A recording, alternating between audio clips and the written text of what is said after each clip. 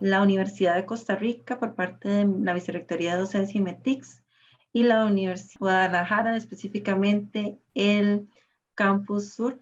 Le damos la bienvenida a este espacio donde nosotros nos preguntamos, ¿tuvimos una virtualidad acelerada? ¿Qué pasó? ¿Qué pasó? ¿Nos pasó solo a nosotros? ¿Pasó a más personas? Conversando con diferentes poblaciones, con personas de diferentes países, nos dimos cuenta que no fue solo a nosotros, sino que fueron cosas que nos pasaron a todos y todas. Y eso es lo que queremos conversar el día de hoy. ¿Qué pasó en Latinoamérica? Para ello, quiero darle la bienvenida principalmente a nuestros exponentes, a las personas también que nos acompañan de las diferentes universidades, de la Universidad Autónoma, Nacional Autónoma de México, del Centro Universitario Sur de la Universidad de Guadalajara, la Universidad Tecnológica de Panamá y los docentes y representantes de la Universidad de Costa Rica. Además, contamos con la presencia de diferentes personas representantes de la Universidad Estatal a Distancia de Costa Rica, de la Universidad Nacional y de la Universidad Tecnológica de Costa Rica. Muchísimas gracias por acompañarnos a todos y todas en este espacio. Primero voy a presentarles a los panelistas y a mi persona. Mi nombre es Brenda Alfaro, soy asesora docente en METICS y les voy a acompañar el día de hoy junto con los panelistas. Para empezar, primero el doctor Diego Pinedo nos acompaña de la Universidad Nacional Autónoma de México. Tiene 12 años de experiencia en el ámbito de docencia universitaria. Es médico cirujano, especialista en bioética y derecho sanitario. Cuenta con una maestría en administración en sistemas de salud y en bioética y tiene ahorita y es doctorando en ciencias médicas quirúrgicas por la Universidad Complutense de Madrid. Actualmente es el jefe del Departamento de Innovación en Material Biológico Humano de la Facultad de Medicina de la Universidad Nacional Autónoma de México. El doctor Andrés Valdés Cepeda, que también nos acompaña, del Centro Universitario Sur de la Universidad de Guadalajara, cuenta con un doctorado en estudios latinoamericanos con especialidad en ciencias políticas por la Universidad de Nuevo México. Ha sido coordinador de la licenciatura en estudios políticos y de gobierno y de la maestría en gestión pública de CUSEA. Ambas se encuentran en la Universidad de Guadalajara. Es miembro del Sistema Nacional de Investigación en México y autor de diversas publicaciones relacionadas a la pandemia y las alternativas que tuvieron que tomarse en cuenta en temas de educación. Actualmente se desempeña como profesor e investigador de la Universidad de Guadalajara, así como secretario académico del Centro Universitario del Sur. La doctora Linet Alain Botasio nos acompaña a la Universidad Tecnológica de Panamá. Ella cuenta con 23 años de servicio en la educación superior. Tiene un doctorado en educación de la Universidad de Granada, España. Es docente catedrática de la Facultad de Ingeniería en Sistemas y Computación de la Universidad Tecnológica de Panamá, específicamente del Centro Regional de Panamá Oeste. Es directora del Grupo de Investigación en el campo de la educación y la discapacidad y así también es miembro de la Red Educativa Global. Actualmente es subdirectora académica y directora electa del periodo 2021-2027 de la Universidad Tecnológica de Panamá del Centro Regional Panamá Oeste. Nos acompaña también el doctor José Antonio Blanco Villalobos. Él nos acompaña a la Universidad de Costa Rica.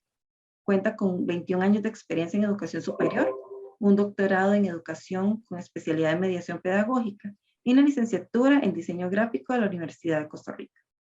Como investigador, tiene 13 años haciendo énfasis en publicaciones sobre mediación pedagógica para entornos virtuales. Ha sido profesor en doctorados y maestrías en educación en México, Nicaragua, Colombia y Uruguay. Además, ha participado como docente en la Conferencia Episcopal Latinoamericana y la carrera de diseño gráfico en la Universidad de Artes Plásticas de la Universidad de Costa Rica. Actualmente es director de la Unidad de Apoyo a la Docencia Mediada con Tecnologías METICS. Muchísimas gracias por acompañarnos y le cedo la palabra a don José Antonio Blanco, que nos va a dar unas palabras de bienvenida. Buenas tardes, estimados, estimadas quienes nos acompañan en este conversatorio. Le doy la bienvenida al doctor Diego Pineda Martínez de la Universidad Nacional Autónoma de México, al doctor Andrés Valdés Cepeda del Centro Universitario Sur de la Universidad de Guadalajara, a la doctora Linet Alain Botasio de la Universidad Tecnológica de Panamá. También nos acompañan Brenda Alfaro, compañera de METICS, quien está hoy moderando, y los compañeros José Antonio Elizondo y Cintia Oviedo. Considero que, bueno, una cosa es un paso gradual y sostenido, digamos, hacia una mediación pedagógica mediada por entornos virtuales o hacia una adopción de la hibridación, digamos, en un proceso de una universidad básicamente presencial que está incorporando tecnología a un salto acelerado al vacío, que fue lo que nos pasó, o sea, una entrada emergente a la educación virtual. Entonces, como es de esperar, surge esta pregunta: ¿habrá sido solo en mi país que sucedieron estos embates? ¿Será que en otros lugares se enfrentaron los mismos problemas? Eso es lo que hemos traído a colación, un análisis sobre qué pasó en Latinoamérica. Entonces le doy el pase nuevamente a la compañera Brenda Alfaro. Vamos a hablar del antes, del durante y del después. Y esto es muy importante para poder entender dónde estamos y hacia dónde vamos. Entonces, quisiera empezar tal vez con el doctor Diego Pineda. Si nos puede comentar un poco acerca de qué pasaba antes en la Universidad Nacional Autónoma de México antes de la pandemia. ¿Cuál era el contexto? ¿Cómo nos encontrábamos?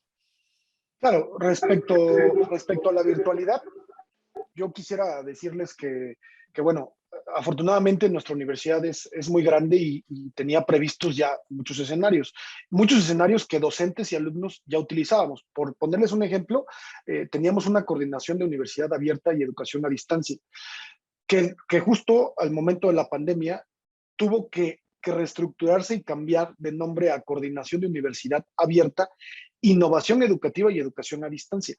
Eso es a nivel de universidad. Yo quizá en esta experiencia les platicaré un poco más acerca de lo que nos pasó en Facultad de Medicina de la UNAM, que es donde yo laboro y donde tengo mucho más acercamiento.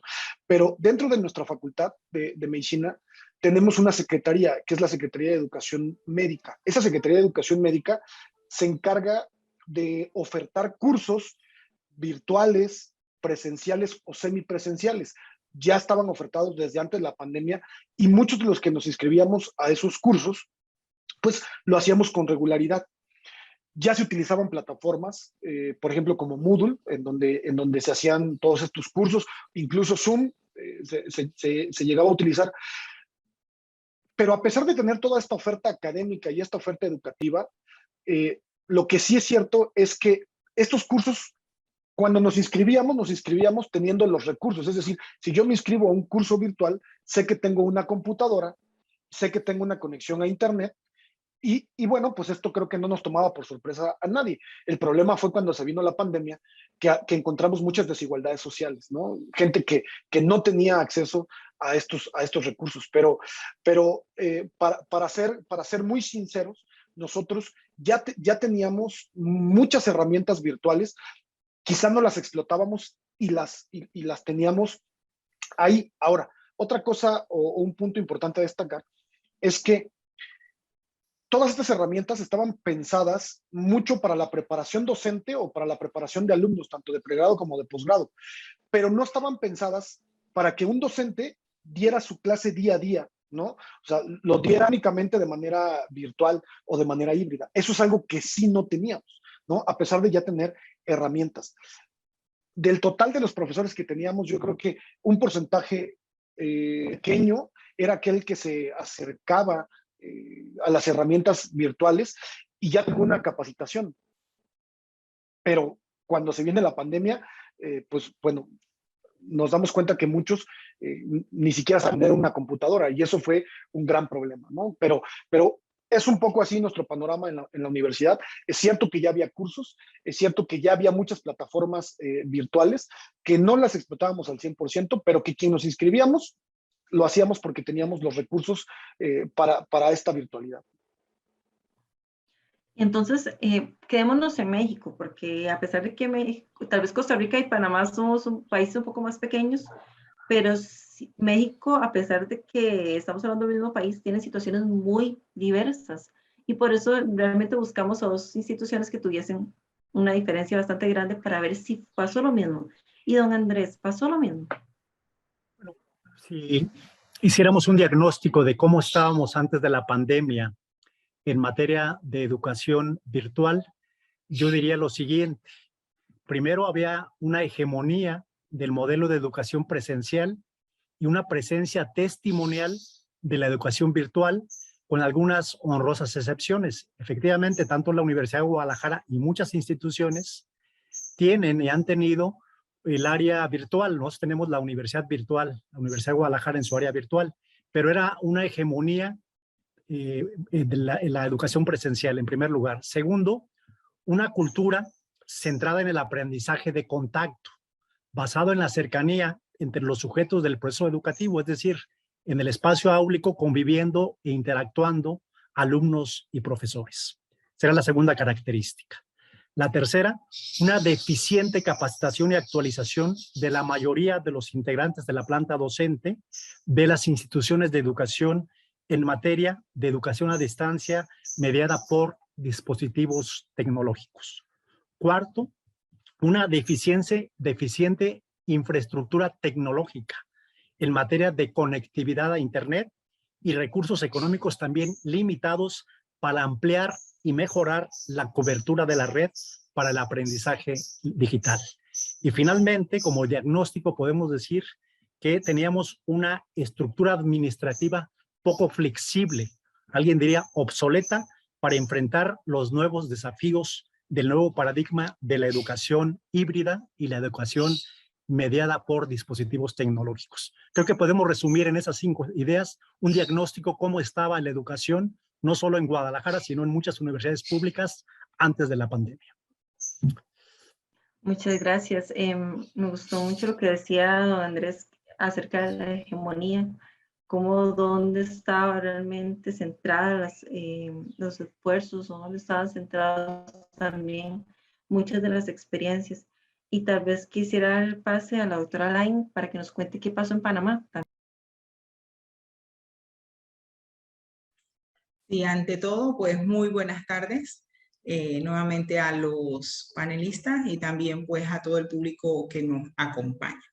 Yo quisiera no centrarme solamente dentro de Panamá en la universidad, la educación superior, sino que pues por oportunidades que hemos tenido de trabajar con el Ministerio de Educación, que es el que rige, ¿no?, todo el sistema educativo desde el nivel de kinder, primaria hasta la secundaria, y hablar un poquito también de ese escenario, ¿no?, que también pues fue fuertemente golpeado y afectado también pues por esta pandemia dentro de ese contexto educativo. La gran realidad pues es que en nuestro país, tanto en la educación básica, primaria, secundaria y la educación superior, ya se había iniciado un proceso de modalidad educativa a distancia y programas también educativos virtuales, principalmente en el contexto de la educación superior. Los colegios primarios y secundarios utilizaban ya algunas plataformas pues virtuales. Nosotros pues tenemos registros de estudios de que aproximadamente, ¿no?, había de un total de 46.455 docentes que para el año 2020 tenía el sistema educativo panameño, un 61% conocía y estaba utilizando algún tipo de plataforma de educación a distancia y también utilizada en la virtualidad total. Y que de una población total de 877.142 estudiantes, pues solo un 13% estaba haciendo uso o tenía conocimiento, manejaba las plataformas virtuales, ¿sí? La realidad es entonces también un poco parecida dentro de la Universidad Tecnológica de Panamá. Desde el año 2000 se viene trabajando en la virtualidad con un proyecto institucional que se llamó Universidad Virtual, ¿sí?, en donde se empezó a utilizar las plataformas virtuales como plataformas de apoyo a ese proceso de enseñanza que se hacía de manera presencial. Y así fuimos avanzando paulatinamente con el paso de los años, y ya para el año entonces 2019, la Universidad Tecnológica de Panamá ofrece en modalidad virtual una gran cantidad de asignaturas dentro de las carreras de las facultades y ofrece también programas de maestría completo en esa modalidad virtual. Pero también tenemos el mismo escenario que señala, por ejemplo, el doctor Diego Pineda, en donde las realidades que nosotros tenemos dentro de este contexto, tanto en la educación primaria, secundaria, como en la educación superior, a una cantidad de docentes que es el que ha tenido, pues, esa inquietud y esa iniciativa de tener ese proceso de formación en la utilización de estas plataformas. Y de igual manera, pues también nos encontramos que los estudiantes y a todos los niveles que participan de los programas es porque tienen los recursos, porque tienen dispositivos, porque tienen conectividad y porque cuentan pues con ese factor también económico que les permite tener la adquisición de la conectividad y el dispositivo, ¿sí? Sin embargo, pues cuando entramos en el 2020 en todo esto, la realidad para todos pues fue casi la misma, ¿no? Un montón de docentes que no estaban formados para hacerle frente a esta modalidad, no solamente en el uso de plataformas virtuales, sino también en poder generar recursos didácticos digitales. Y eso pues ha traído como consecuencia que ese año 2029 para mí fue un año de mucho aprendizaje, de muchos cambios y que demandó un gran esfuerzo dentro de todo el contexto educativo panameño. Entonces estamos hablando de que las 3 universidades ya tenían experiencias en virtualidad, ya tenía un camino avanzado ya en el tema, pero entonces, pero no era tal vez para toda la universidad, tal vez no tan fuerte como lo vimos en la pandemia. Don José, coméntenos un poco cómo estaba la Universidad de Costa Rica antes de empezar este periodo. Bueno, un detalle interesante es que METICS, justamente la unidad que da apoyo a la docencia con tecnologías, existe desde el 2006. O sea, METICS venía trabajando, digamos, en estrategias de aprendizaje híbrido, pero la universidad es básicamente presencial. O sea, la universidad, digamos, sus estrategias pedagógicas son básicamente presenciales y el 2019, pues la universidad seguía trabajando presencial.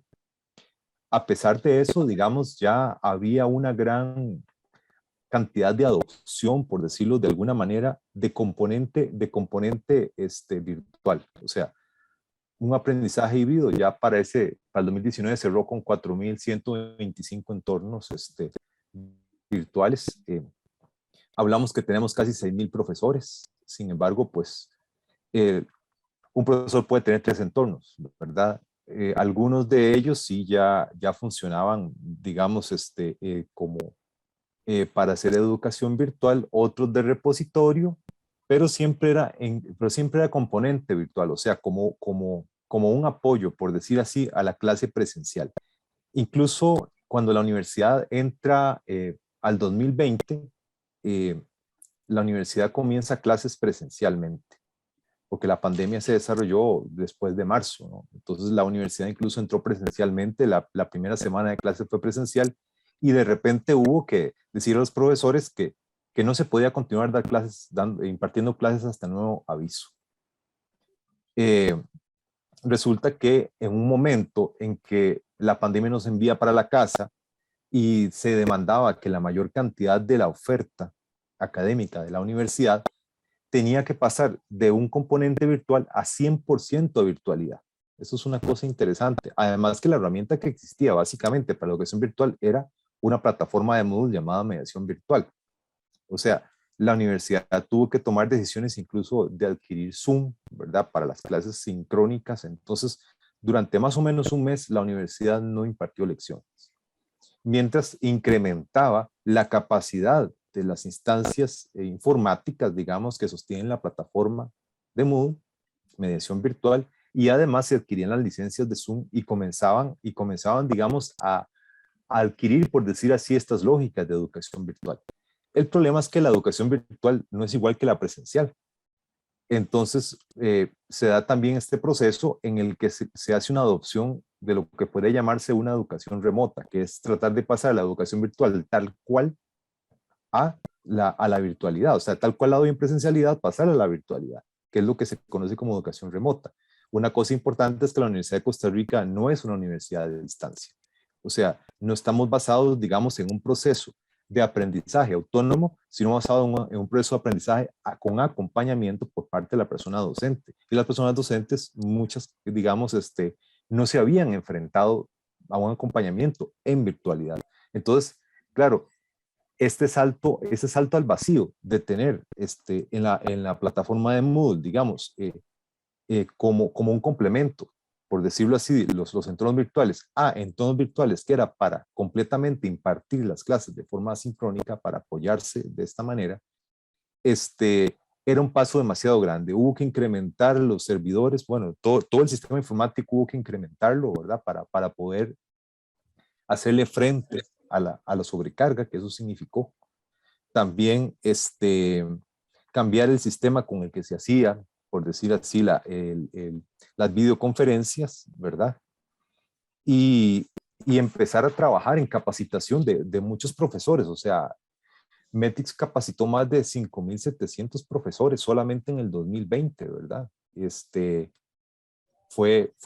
Ya ese año cerró con 5.611 ya entornos virtuales, digamos, completamente operando al 100%. Entonces, claro, fue un salto al vacío, pero la universidad tuvo que hacer un proceso de detenerse, aumentar la capacidad de respuesta y retornar otra vez e intentarlo con lo que había, capacitando profesores para tratar de salir adelante con esto. O sea, ha sido bastante duro. Ese más o menos podríamos resumirlo así, que fue ese paso entre la prepandemia, digamos, y el proceso de empezar a entrar en la educación virtual en pandemia. Tal vez para agregar a la experiencia, la UCR tenía ya una carrera virtualizada en posgrado, había un adelanto fuerte en posgrado de virtualización.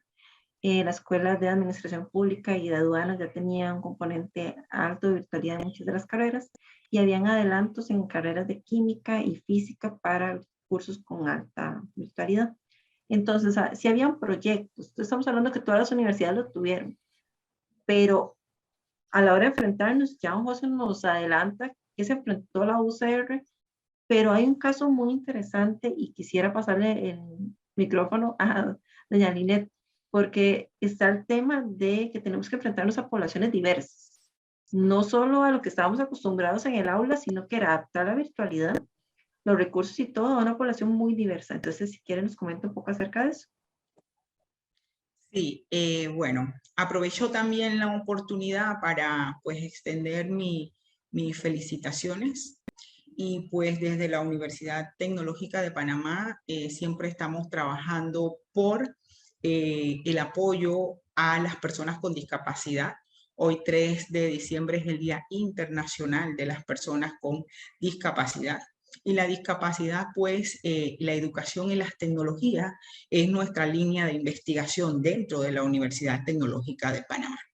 Allí pues sí me gustaría compartir mucho con ustedes, porque si bien es cierto dentro de todas nuestras universidades, incluso de los sistemas educativos para cada uno de los países, la población con discapacidad es minoritaria, ¿sí? Y también pues es un poco compleja porque encontramos a estudiantes con diversos tipos de discapacidad y que de una u otra forma van a demandar diferentes tipos de atención. Sin embargo, pues en todos nuestros países están regulados leyes y la educación es un derecho para las personas con discapacidad en todos los niveles educativos, ¿sí?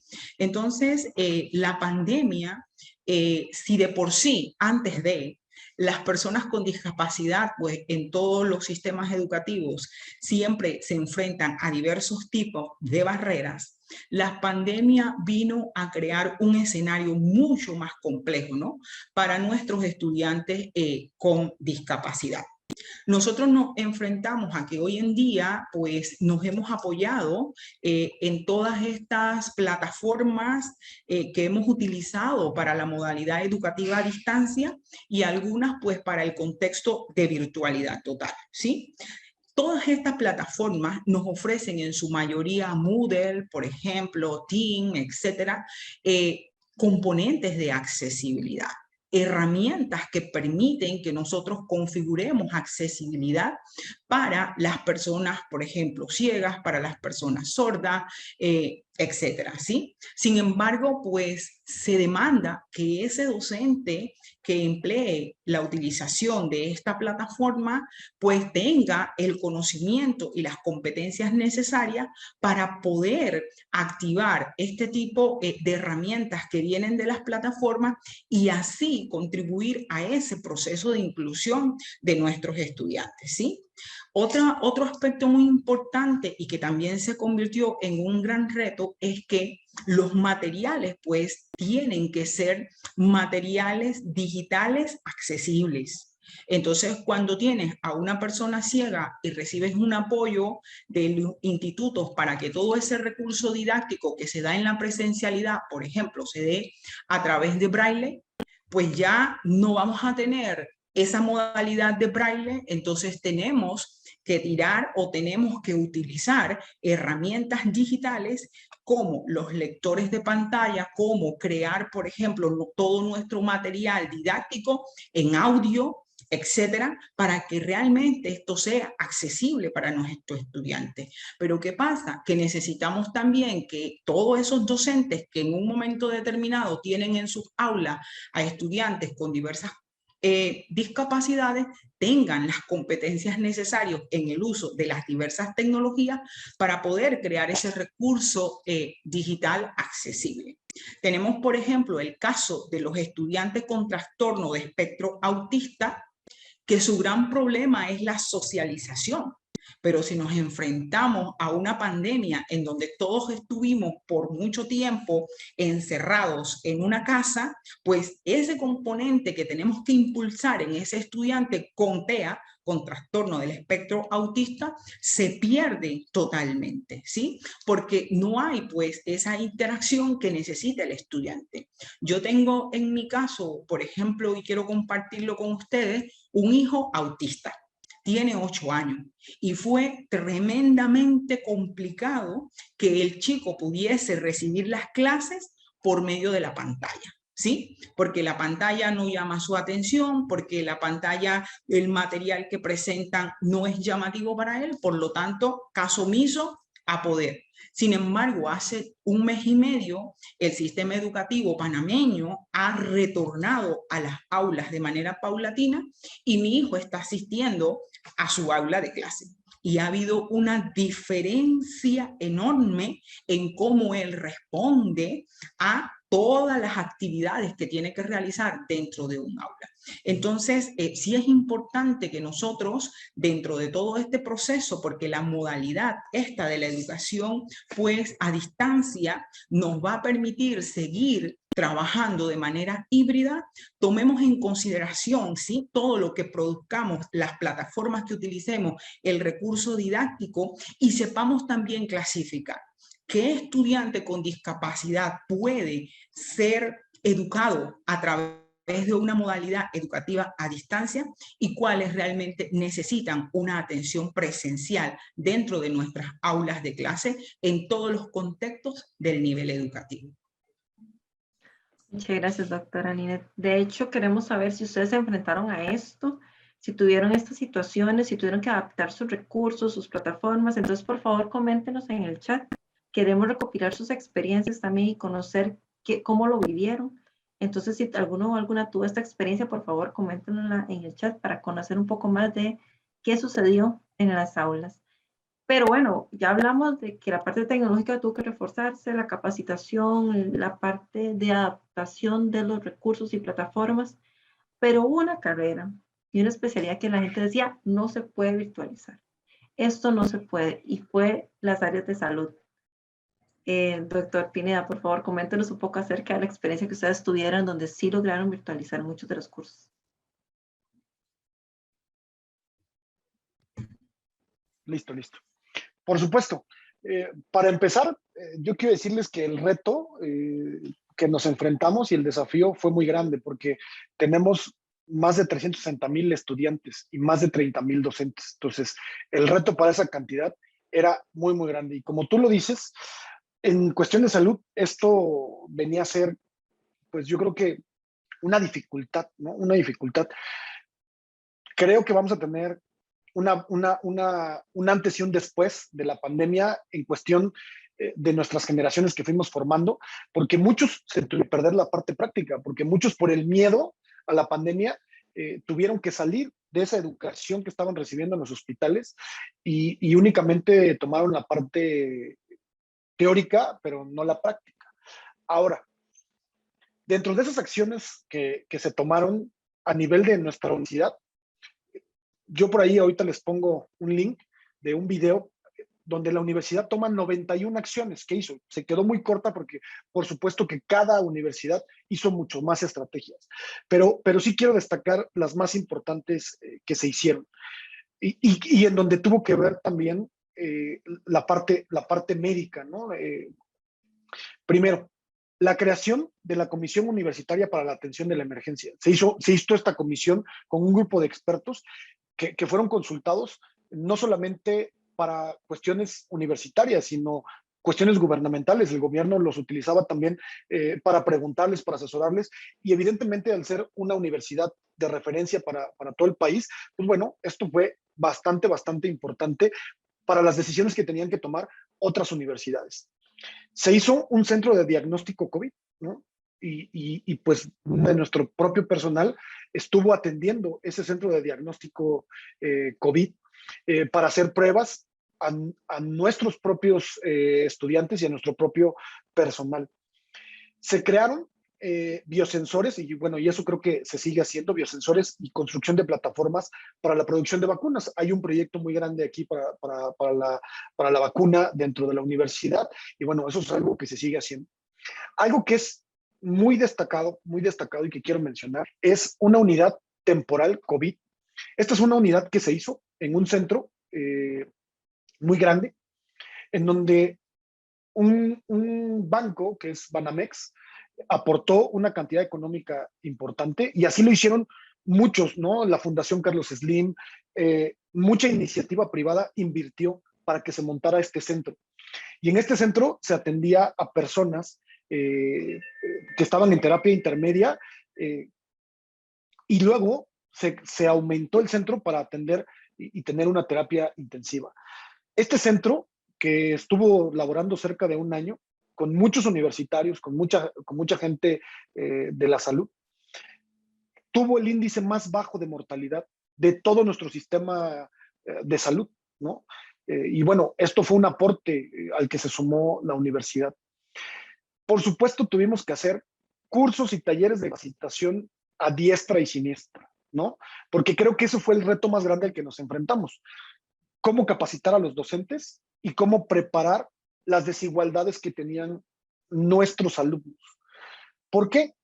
Porque nosotros nos dimos cuenta que los alumnos estaban aquí en la universidad, en la ciudad, pero que en realidad, pues bueno, ya sabemos que vienen de otros estados de la República y que vienen de estados que están a 8 horas. Y aquí, mientras estaban aquí, tenían internet, tenían acceso a muchos recursos, pero cuando se regresaron a sus estados, entonces empezó esa brecha muy marcada, ¿no? De desigualdades sociales. Y muchos no tuvieron acceso a internet, no tuvieron acceso, no tenían ni siquiera una computadora, o había una computadora en la casa e iban a tomar clases sus 3 hermanos al mismo tiempo. Entonces, la universidad compró cerca de 25,000 tabletas y compró módems. Y hay un programa que se sigue ejerciendo hasta el momento en donde un alumno, si alza la mano y dice, yo no tengo internet y yo no tengo computadora, viene a la Facultad de Medicina, hace una serie de procedimientos ahí burocráticos, pero al final se le da su tableta y se le da su módem para que tenga internet y tenga conectividad, porque al final después ya estábamos capacitados, ya estábamos preparados, pero el alumno tenía mala conexión o el profesor mismo tenía mala conexión.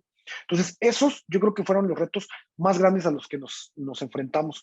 Y bueno, pues también la universidad ha participado y yo también he visto muchos reportajes de la Universidad de Costa Rica en la creación de insumos y de dispositivos médicos que ayudaron, ¿no? Respiradores que se crearon en el seno de las universidades para ayudar no solamente a la parte universitaria, sino a todo nuestro país. Eso también es algo que hizo mucho. Y ustedes saben que una de las cosas que más nos ha afectado en la pandemia es la parte psiquiátrica y psicológica. Y la universidad ha estado muy atenta en eso y ha dado atención psiquiátrica y psicológica para el público en general y para nuestra población. Entonces, pues aquí el gremio médico tuvo mucho que ver en muchas de las acciones que hizo la universidad. Creo que así le hicieron muchas otras universidades en el país. Es muy interesante porque conforme iba hablando Diego, los demás panelistas hacían sí.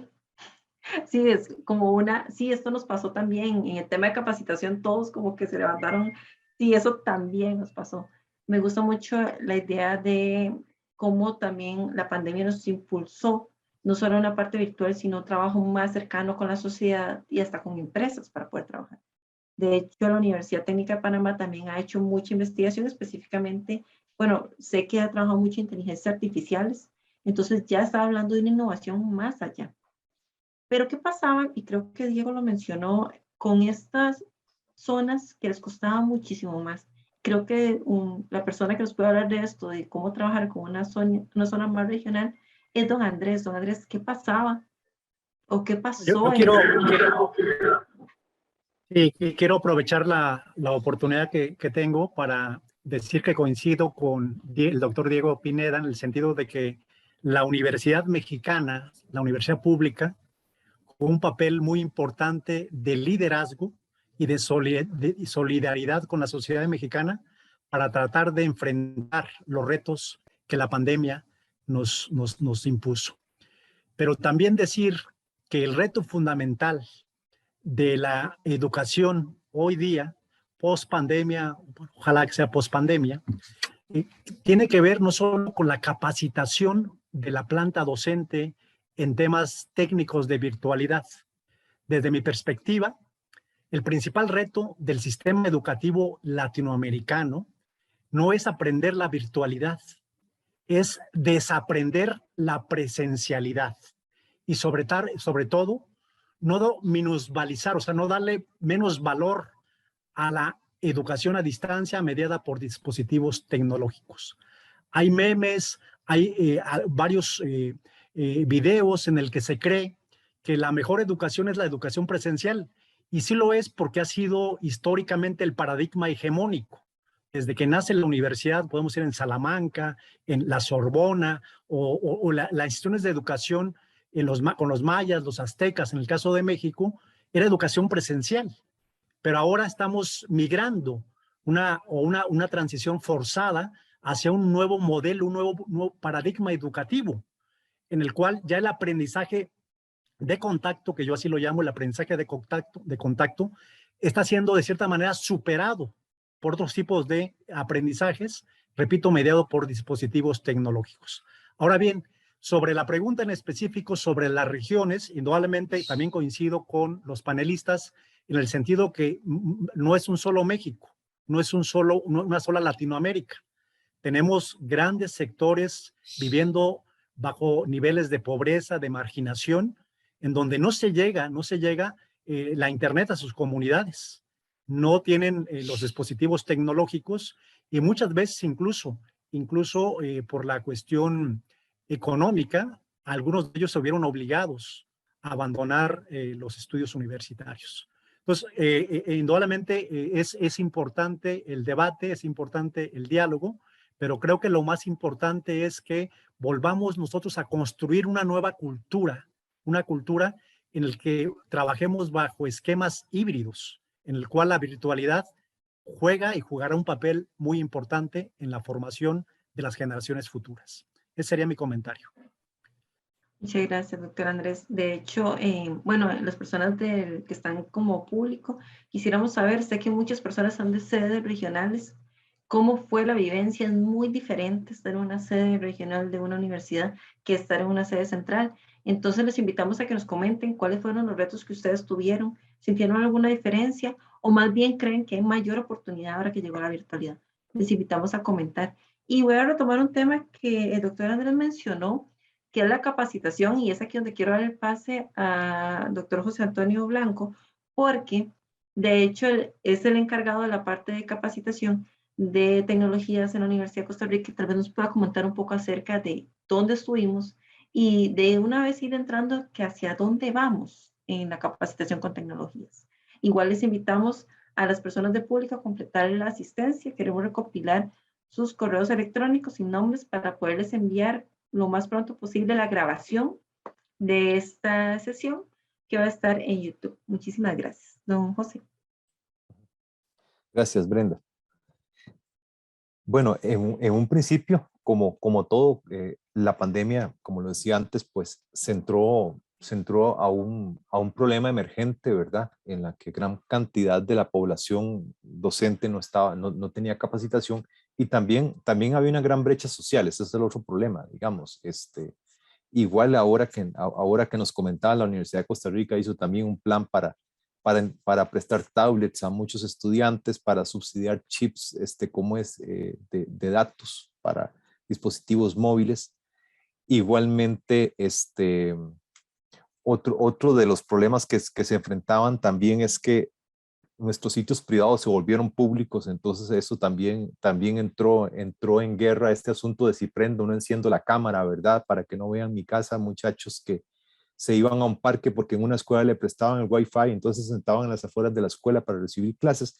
Yo creo que los retos de esta parte, digamos, de la brecha social, que al mismo tiempo hace brecha digital, para mí son los problemas a considerar en la capacitación del personal docente. ¿Por qué? Solo en la Universidad de Costa Rica, el 41,2% de los estudiantes utilizan celulares para atender sus lecciones. El 2,7% de los estudiantes utilizan tablets, o sea, cerca del 43% utilizan dispositivos móviles para atender clases, y no hay preparación en cómo se desarrollan materiales educativos para esta clase de dispositivos. Por otro lado, pues el profesorado se vio obligado a producir sus propios materiales educativos. Entonces, esto evidentemente da un panorama amplio, digamos, de cuáles son los problemas a llenar, digamos, en el tema de capacitación. Al principio, en el 2020, pues se capacitaba a las personas pues en el desarrollo de Moodle, pues, o sea, en el trabajo en Moodle, en Zoom, en cómo dar clases virtuales, en toda esta clase de cosas, digamos. O sea, básicamente hubo que concentrarse en que técnicamente las personas tuvieran la habilidad de responder a la educación virtual. Pero ahora en el 2021 entramos con una propuesta más bien de dotar de un rostro pedagógico a la educación virtual, porque yo estoy convencido de que los retos de la educación virtual no se resuelven con tecnología, se resuelven con pedagogía. O sea, la pedagogía debe ir, digamos, adelante. Siempre la propuesta pedagógica, a la hora de que uno crea las estrategias, ahí va, es donde va viendo qué pone, o sea, cuáles, por decir así, cuáles son los elementos que realmente coloca en las estrategias a usar con tecnología, ¿verdad? Entonces, este año hemos trabajado fuertemente ya más que todo, ya en pedagogía asociada con tecnologías, en estrategias didácticas, didáctica básica también, porque no es un secreto para nosotros que las plataformas como Moodle, por ejemplo, utilizan los mismos ciclos que en presencialidad, utilizan las mismas lógicas de matrícula, básicamente hay muchas cosas que son iguales, y que a veces tampoco el profesorado a veces no hace clic, digamos, entre lo presencial y lo virtual, cuando en realidad somos personas las que estamos interactuando en los espacios. O sea, lo que uno tiene que ver es que es eso, es sencillamente las cosas siguen igual, el profesor debe acompañar, las personas interactuamos, pero hay ciertas lógicas a donde la brecha social, digamos, también tiene que ver. La parte de accesibilidad, también nosotros de momento solo tenemos en el Moodle un componente que ayuda a las personas con baja ¿cómo es? Visión, pero por ejemplo, falta, por decirlo de alguna manera, alfabetización digital en el tema de que un PDF hecho a partir de escaneos no puede ser leído por lectores digitales para accesibilidad. Entonces también toda esta clase de materiales hay que trabajar en eso, pero sí nosotros hemos dado en capacitación cómo es un avance de una parte técnica, básicamente, que hubo que hacer el año pasado, en 2020, a una parte más pedagógica y caminando cada vez más a ver cómo resolvemos estos problemas de accesibilidad. De hecho, estamos hablando de que fueron muchos los retos, nos tuvimos que enfrentar a muchas situaciones en las cuales estábamos tal vez iniciados, pero no estábamos tan preparados para algo tan masivo. Pero no nos vamos a quedar solo en la parte difícil. Hubo cosas muy buenas, ya el doctor Pineda nos dio algunos ejemplos muy grandes, pero doctora Alain, si quiere nos comenta un poco cuáles son estos beneficios y cosas que resultaron de la pandemia que uno dice. De hecho, una profesora ayer me decía, qué dicha que vino la pandemia, porque si no yo nunca hubiese hecho un video. Entonces, cuéntenos un poco, ¿qué cosas nos sorprendieron o las sorprendieron en la universidad? Bueno, realmente una de las sorpresas para mí fueron los estudiantes, porque hemos hablado siempre de los nativos digitales, de toda esta población de estudiantes que nació con la tecnología, pero realmente si nosotros analizamos profundamente en el caso pues que nos tocó vivir desde Panamá, es que los estudiantes sí son nativos digitales y forman parte de la era digital de la información, pero de las redes sociales. Cuando nosotros ponemos a estos estudiantes frente a aplicaciones, a un sistema de matrícula, a hacer una prueba de admisión en línea a través de una plataforma de descargar programas de seguridad, etcétera, etcétera, los estudiantes saben absolutamente nada. No tienen las competencias necesarias para manejar. Y eso fue para mí una gran sorpresa, porque siempre de una manera errada, pues hablábamos, es que el estudiante maneja muy bien la tecnología, es que los estudiantes tienen mejor manejo de la tecnología que los docentes porque nacieron con la tecnología. Y pues la realidad, por lo menos en el contexto para mí universitario, ha sido es que no es tan cierto esto. Entonces eso me sorprendió mucho. Y luego hemos hablado de todo ese proceso que se ha pasado, pero aún seguimos en una modalidad no presencial en su totalidad. Y a mí me llama mucho la atención y me preocupa es que a pesar de que hemos vivido todo un año y medio prácticamente en la distancia, no hay cultura virtual, ni de los docentes, ni de los estudiantes. Entonces yo creo que desde nuestras universidades y los sistemas educativos tenemos que trabajar en esa cultura virtual. Como pues bien han señalado los panelistas y el doctor, por ejemplo, José Antonio, nosotros en los sistemas vamos a seguir trabajando con una modalidad híbrida. La virtualidad pues veníamos impulsándola desde el año 2000, pero del año 2019 al 2021 se ha dado un paso gigantesco y uno de esos grandes beneficios es que si por tantos años luchamos, 18, 19 años, para tener una población docente formada lo mayor posible en competencias digitales, pues hoy la tenemos, ¿sí? Si hablábamos de un 10%, hace un par de años atrás, hoy podemos estar hablando de un 80, 90% de una población que por una situación muy estricta, sin pedir permiso, le dijo tienes que formarte, tienes que capacitarte si quieres seguir dentro del sistema. Entonces, para mí eso ha sido un gran beneficio que ha recibido todo el contexto educativo a nivel, pues yo creo, del mundo entero, porque aquel docente que quiere continuar aplicando la docencia, pues forzosamente se ha visto obligado a adquirir competencias digitales. Luego, pues también desde la universidad se han desarrollado y se ha participado, como bien lo señaló el doctor Diego, también en proyectos que contribuyeron a hacer investigación durante la pandemia. Se desarrollaron ventiladores, se trabajó en robótica, inteligencia artificial desde nuestra universidad, contribuyendo pues a alternativas de solución, hacer este plan emergente que se tenía dentro del país por la situación de la pandemia. Nosotros, pues un grupo de docentes dentro de la Universidad Tecnológica de Panamá, también tuvimos la oportunidad de hacer un estudio sobre la evaluación de la transformación digital para la educación superior en América Latina, ¿sí? En donde pues participaron diversas universidades, ¿sí?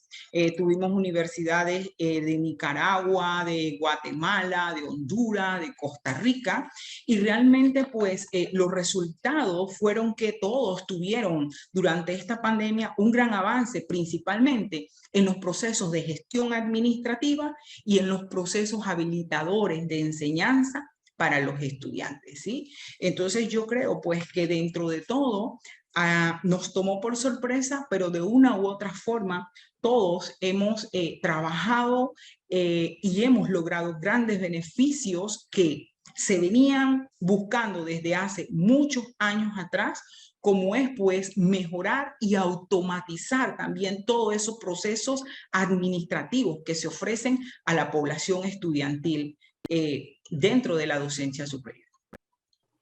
De hecho, dentro de estas mejoras y crecimientos que tuvimos como universidad, y de hecho la doctora Lain habla de muchos avances tecnológicos, pero también cómo debemos pensar en esta parte administrativa.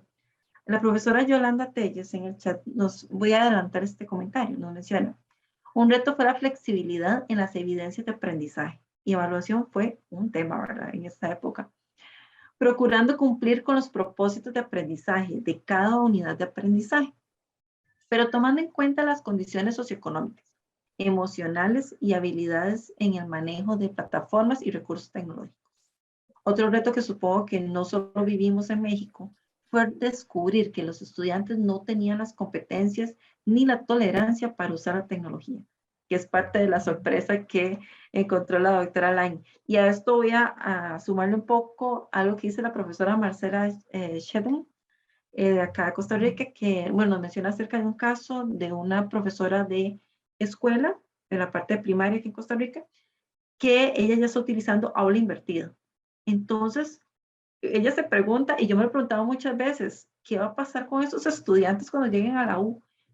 O sea, no podemos seguir con la misma universidad. Don Andrés decía, no podemos seguir con esta visión solo de la parte presencial, porque ya vamos a tener otro tipo de estudiantes. Pero bueno, siguiendo con las sorpresas positivas, doctor Andrés, coméntenos qué sorpresas encontró, qué cosas positivas encontró ahora con la pandemia.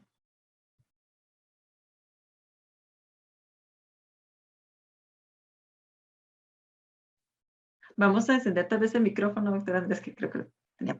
Gracias. Sí, perdón. Decía que creo que uno de los avances que se han tenido, además de la mayor digitalización, mayor capacitación docente, ha sido también en tratar de analizar y cambiar el paradigma e imponer un nuevo paradigma de aprendizaje, el aprendizaje autogestivo, en lo que los estudiantes se convierten en los arquitectos de su propia formación profesional. Y bueno, quiero compartirles un dato que nos hacemos mediciones, hacemos encuestas también en el CUSUR, en la propia Universidad de Guadalajara, en la totalidad. Y fíjense, encontramos un dato en una encuesta reciente un poco que contradice a veces evidencias que consideramos como científicas. La gran mayoría de los alumnos, como decía la compañera de Panamá, que son digitales, que están formados en la tecnología, ellos quieren regresar a la presencialidad. Y la gran mayoría, lo que encontramos en esta encuesta, de los profesores, ahora ellos encuentran una zona de confort en la virtualidad. Es una contradicción porque los que no son virtuales, o sea, la cultura virtual quiere seguir en la virtualidad, y los alumnos, los jóvenes que son de la era digital, ahora ellos quieren regresar a la presencialidad, porque estamos en ese dilema en México: regresamos, no regresamos. Tenemos un modelo híbrido, pero bueno, el rector general, el presidente de la República, nos ha convocado a que regresemos a las aulas, a la presencialidad. Y es un hallazgo, o sea, es un hallazgo o un dato que hay que interpretar, creo, de manera correcta. Ahora bien, creo que finalmente en lo que hemos avanzado es también en darle el valor adecuado a otros modelos de educación, no solamente la educación presencial. estamos valorando un poco más otras tecnologías. Por ejemplo, tú decías el aprendizaje, el aula invertida, la solución de problemas, los casos prácticos, o sea, el aprendizaje integrador, una serie de técnicas pedagógicas que finalmente buscan una formación integral y sobre todo de alto nivel de los universitarios de nuestro país. Ese sería mi comentario. Muchas gracias. Gracias, doctor Andrés. De hecho, entre el público tenemos al señor William Delgado, que es el director del Centro de Desarrollo Académico del Tecnológico de Costa Rica. Y parte del modelo pedagógico que ha sacado el Tecnológico de Costa Rica piensa en esta autogestión del aprendizaje. No solo el acompañamiento, sino la responsabilidad que tiene el propio estudiante en el proceso de aprendizaje. Y parte de lo que tal vez descubrimos en este proceso fue cómo los estudiantes tenían su propia responsabilidad de todo el proceso. Cómo empezaron a, tal vez, aquí hay un comentario muy interesante de doña Carmen Patricia Curiel. Me he encontrado estudiantes que no saben usar bien su correo electrónico. O sea, tenemos estudiantes que con qué competencias tal vez estábamos acompañándolos a que salieran al mundo laboral. Yo tenía estudiantes que nunca habían hecho una videocomunicación formal. Sabían usar WhatsApp e Instagram, pero no sabían hacer un video formal. ¿Cómo? Profe, es que me da miedo. Y yo, pero qué raro, pasan metidos en las redes sociales y les da miedo una videocomunicación.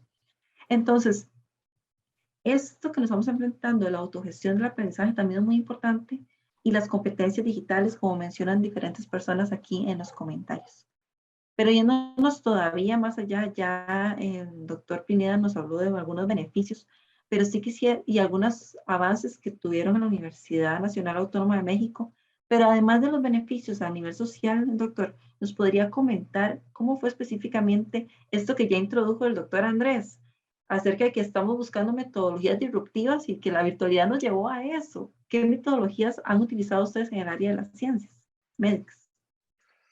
Bueno, yo creo que de las grandes y grandes ventajas que nos ha dejado esto es que hemos aprendido un montón, ¿no? O sea, todos los que veíamos por ahí lejano esto de las aulas invertidas, ¿no? Las clases híbridas, las clases 100% virtuales, el uso de plataformas, creo que eso es algo que llegó para quedarse. O sea, una es algo que llegó para quedarse, otra, creo que empezamos a ganar prácticamente todos porque las universidades ganamos en infraestructura.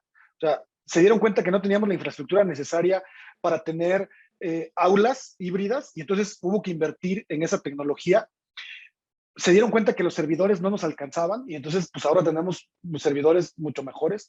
Se dieron cuenta que nuestro internet pues sí era bueno, pero necesitábamos mejorarlo. Y entonces, desde ese punto de vista, creo que ya ganamos porque es algo que se va a quedar ahí, ¿no? También, a nivel personal, creo que conocimos otros sistemas, ¿no? Todavía ahorita podemos inscribirnos a cursos, por lo menos en nuestra universidad, podemos inscribirnos a cursos de evaluación en línea, de estrategias de aprendizaje, infinidad de cosas. Y con esto, yo quiero resaltar dos cosas.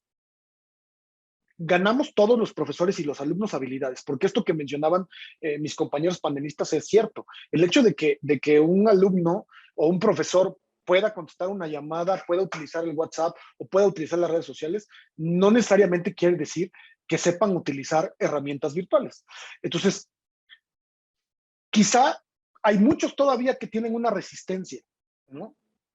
Pero muchos otros que no la teníamos y que queríamos aprender, hemos aprendido, ¿no? Y hoy en día nos sentimos más preparados y nos sentimos con mejores herramientas para dar una clase. Y entonces si me invitan, como en esta ocasión me dicen, no, pues vamos a hacer un seminario a través de la Universidad de Costa Rica, la Universidad de Guadalajara, vamos, ¿no? O sea, ya no es algo que nos dé miedo. Entonces, creo que a nivel personal, eso es algo que nos dejó. No sé si todos lo vivieron, pero nosotros tuvimos tres fenómenos muy claros. El primer fenómeno que vivimos cuando inició la pandemia fue la resistencia. Todos los profesores y todos los alumnos se resistieron, ¿no? A dar este brinco a la virtualidad. Cuando la gente pensó que iba a durar un par de semanas, ¿no? Entonces, por eso creo que también estaba con esa resistencia. ya que nos adentramos, la gente ahora quería regresar, ¿no? Y entonces todo el mundo quería ya regresar a la presencialidad.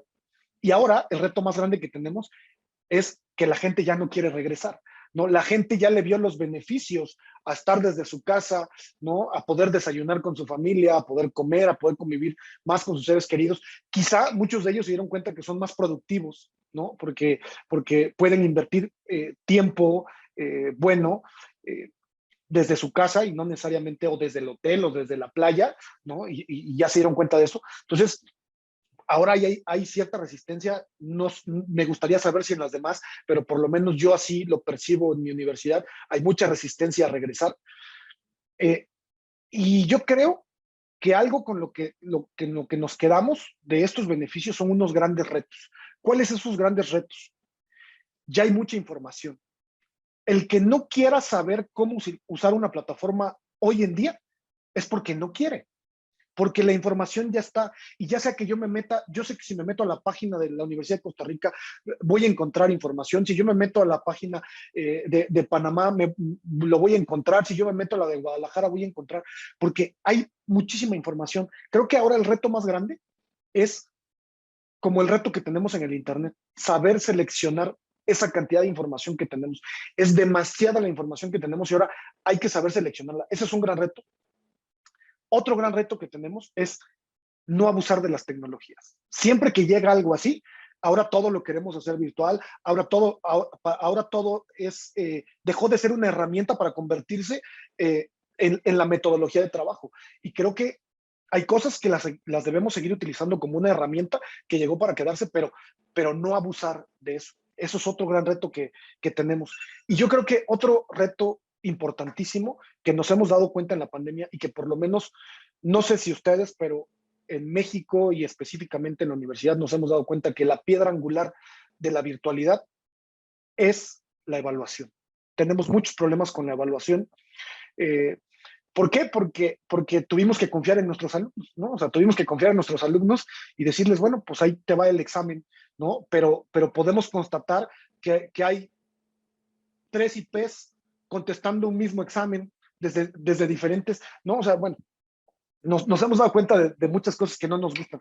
Entonces, creemos que la piedra angular está en la evaluación y tenemos que hacer muchas cosas para mejorar esta evaluación. Entonces, yo me quedaría con eso. Perdón que me extendí. No, muchas gracias. De hecho, voy a invitar a don José Antonio Blanco a responder 2 preguntas de una vez para después darle el pase a los demás. Don José, ¿qué cosas beneficiosas obtuvimos durante la pandemia? Y segundo, respondámosle al doctor Pineda. O sea, ¿cuál es la actitud y hacia dónde vamos ahora que estamos retornando a la presencialidad? Entonces, tal vez estas 2 cosas, don José.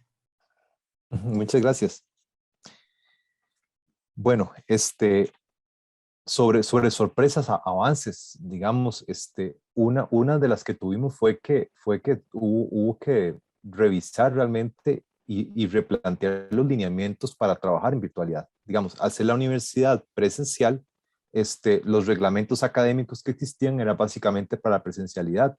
Había mucha nubosidad en todo lo que era estas lógicas virtuales educativas. Entonces, una de las cosas que hubo, digamos, por ejemplo, fue crear una resolución con lineamientos para lograr concatenarlos en un documento y que la gente tuviera guías de trabajo. Otra cosa muy, muy importante es que hoy por hoy el trabajo remoto es una habilidad para la vida.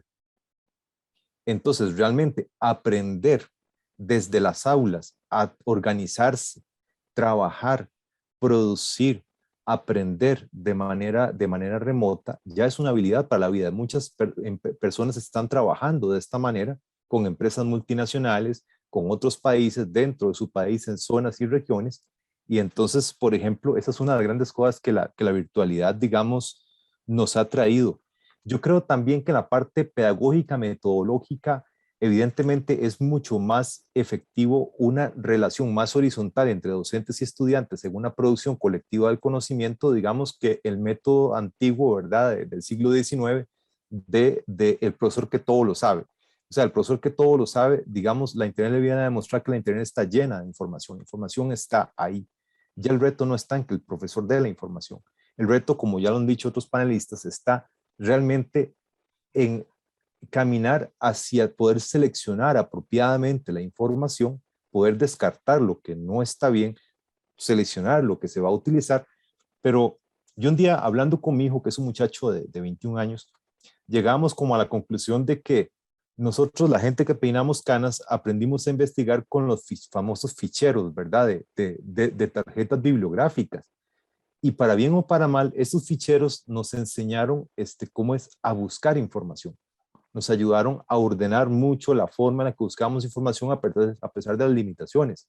Entonces yo siento que esto fue algo que ahora que yo uso Google, digamos, me sirve de mucho, porque uno ya tiene muy estructurada la mente. Mi hijo me decía, a nosotros debieron habernos enseñado a usar los ficheros primero y darnos el Google después, y no al revés, ¿verdad? Entonces, yo creo, ¿por qué? Porque los celulares están diseñados para que sean fáciles de usar. Yo siempre le pregunto a la gente, dígame cuándo ustedes para una aplicación de celular alguna vez han ocupado un manual para entender cómo se usa. No porque está bien diseñada para ser intuitivo desde el principio. En cambio, nosotros aprendimos a usar ficheros preguntando y preguntando y preguntando y averiguando e investigando. Hemos creado, digamos, esa ética de investigación. Entonces, yo creo que cosas buenas que han traído es que hay profesores que han mejorado sus metodologías por unas más, porque para mí, por ejemplo, virtualidad es igual a interactuar, a interacción entre humanos. Y entonces, en una interacción más horizontal, hemos aprendido que hay otras formas de educación que son más efectivas, digamos, que la forma vertical. Que además, por las lógicas transmediales, la comunicación ya no es de emisor-receptor, ahora es de prosumidores, de gente que consume y produce simultáneamente y vamos consumiendo y produciendo con los productos en la interacción con las personas. Entonces yo creo que esa es otra cosa, digamos, que la virtualidad ha traído, si bien no todos los profesores evidentemente manejan esta clase de cosas, pero sí hay gente que lo está haciendo. Me parece que son cosas, digamos, positivas. Y con la otra pregunta, Brenda, ¿para dónde vamos? Yo creo que la virtualidad vino para quedarse. O sea, para bien, para mal, nos guste, no nos guste, como lo querramos ver, vino para quedarse. Entonces creo que la educación híbrida o el aprendizaje híbrido es algo que tenemos que ir viendo. Ya lo decía el doctor Diego Pineda, digamos, hay que hacer un mejoramiento de la infraestructura informática, tecnológica realmente para poder atender una educación híbrida, ¿verdad? No sé, generalmente eso requiere también de otras estrategias y de otros aparatos, ¿verdad? Y la universidad tiene que ver también que evidentemente ya hay gente, como decía don Andrés, que ya ha mostrado resistencia, ¿verdad? Y que esa resistencia ya de profesores o de estudiantes de regresar del todo a la presencialidad también es un asunto político que se pone en juego. Entonces yo creo que el aprendizaje híbrido es una solución realmente que tenemos que considerar porque yo creo que el mundo no va a volver a ser como era antes de la pandemia. O sea, retornaremos a la presencialidad de muchas cosas que no pueden ser virtuales. Digamos, hay ciertas cosas que no se pueden hacer virtuales, pero creo que todo aquello que se puede virtualizar, definitivamente tenemos que empezar a revisar. Concuerdo con el doctor Pineda, la evaluación es el gran talón de Aquiles, pero yo creo que lo que significa es que entonces el examen convencional habría que ver si ya no es un modelo que ya no funciona. Incluso hay un software por ahí que se llama Smodin, en el cual usted agarra una cita textual y la copia y la pega ahí, y este software de inteligencia artificial lo reinterpreta y lo reescribe como si estuviera parafraseando. Entonces, quiere decir que la inteligencia artificial incluso ya está redactando. Entonces, un ensayo corto ya se puede poner en tela de juicio si eso sería también una forma de evaluación. Yo creo que ahora hay que hacer estrategias de evaluamos mientras producimos y empezar con metodologías iterativas ya, donde vamos produciendo, evaluando, nos devolvemos, vemos el error, lo corregimos y seguimos adelante. Creo que las metodologías hay que cambiarlas. Entonces me parece que también una revisión de la evaluación y una revisión metodológica hacia metodologías iterativas e interactivas, creo que son parte como de lo que viene. Gracias, Brenda. Antes de darle pase a la doctora Linet, porque la veo con ganas de hacer un comentario al respecto, voy a leer 3 comentarios que tienen mucho que ver con el tema. Hay un docente que nos dice, hay un cambio importante en la forma de aprender y de enseñar. Estamos desarrollando habilidades y competencias nuevas debido a la virtualidad. Otro de los comentarios que vemos por aquí es de la profesora Erika Camacho. Por parte del COSUR, el principal reto fue la aceptación y adaptabilidad al cambio, y aún esta no ha sido superada. Creo que va muy unido a la pregunta del doctor Pineda. No ha sido superada. Las crisis son en ambas líneas, desde el personal académico, así como el alumnado.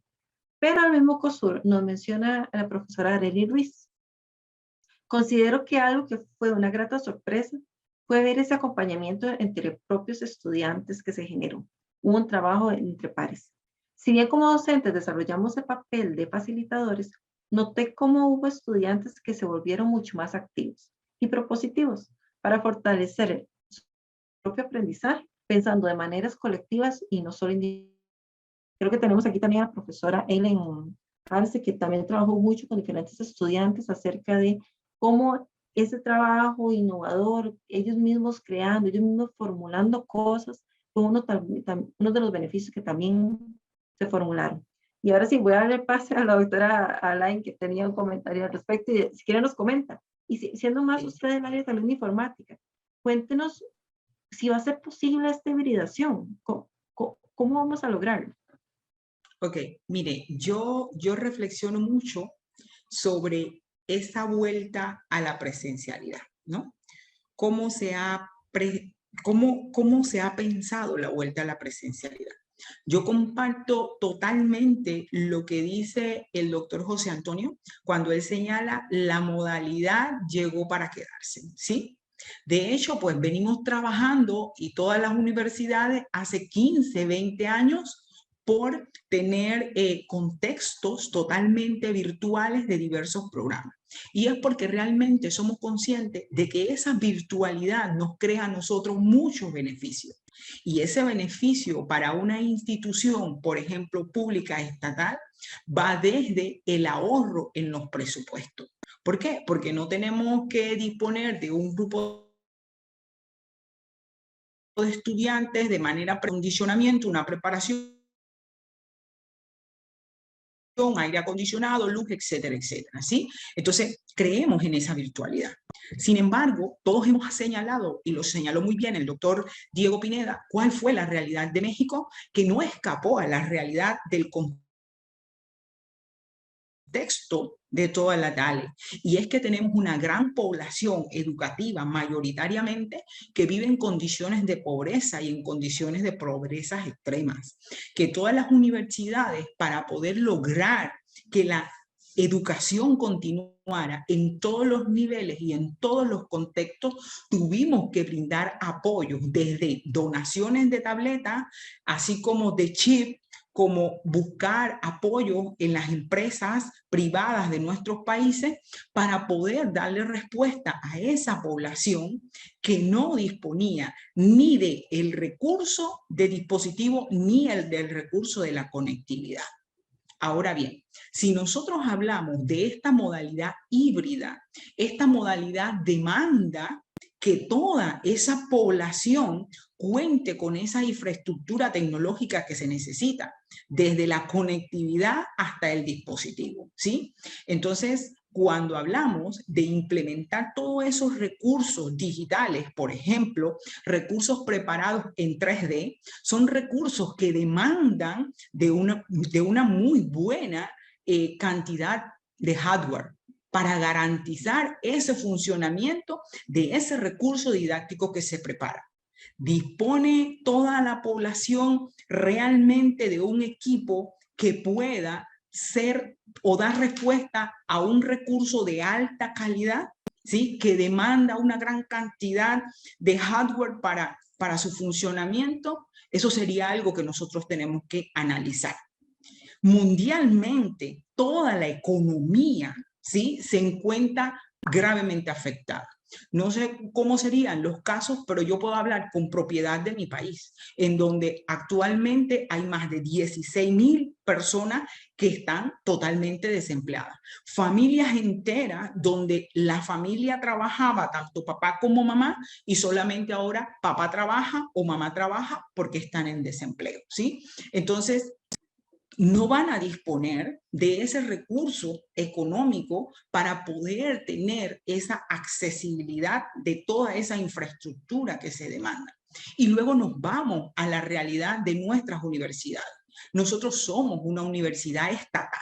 Nosotros dependemos mayoritariamente del presupuesto del Estado. Y hoy en día la economía de nuestro país, y creo que no será la diferencia en la gran mayoría de los países, se encuentra totalmente afectada.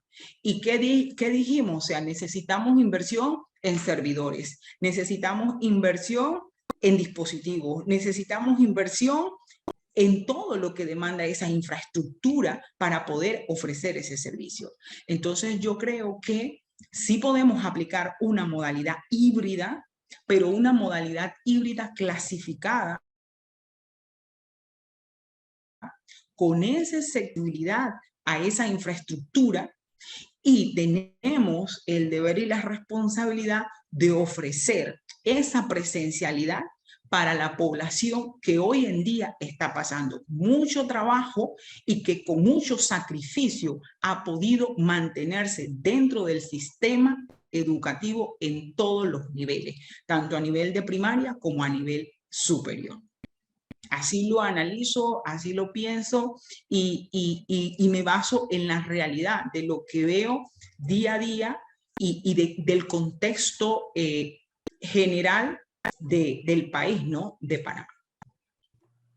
Y tal vez para ir cerrando, y muchas gracias, doctora, porque tenemos que también tomar en cuenta de que no, diría que no somos una burbuja, sino que estamos también unidos a diferentes situaciones. En el chat tenemos varios comentarios donde sí se piensa acerca de cómo se da la realidad tanto de los docentes como de los estudiantes. Voy a cerrar antes de darle el pase de cierre y que el doctor Andrés nos cuente sobre cómo están pensando volver a la parte presencial.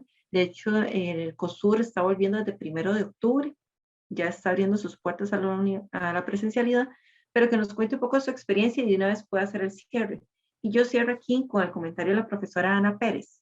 Considero que debemos continuar con un sistema híbrido en el que vayamos dando las herramientas necesarias a los estudiantes para el campo laboral, que hoy en